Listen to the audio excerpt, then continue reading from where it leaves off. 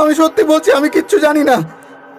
আমি তো জানি তুমি কতটা সৎ আর সরল, কিন্তু আজকের দিনে কি এতটা সৎ হলে চলে? একটু স্বার্থপর হতে হয়।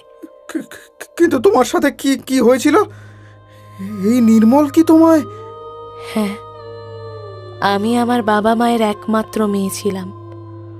বড় কষ্টে নিজের সঞ্চয় সব নিঃশেষ করে আমার বাবা আমার বিয়ে দিয়েছিল নির্মলের সাথে।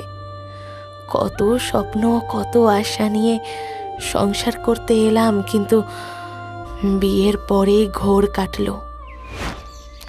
এই নাও তোমার চা। চাটা পরে হবে, আগে বলো বাবাকে বললে টাকা পাঠাতে? না, বাবা বিয়েতে নিজের সব জমানো টাকা খরচ করে গয়না দিয়েছেন। বাবার পক্ষে আর সম্ভব নয়।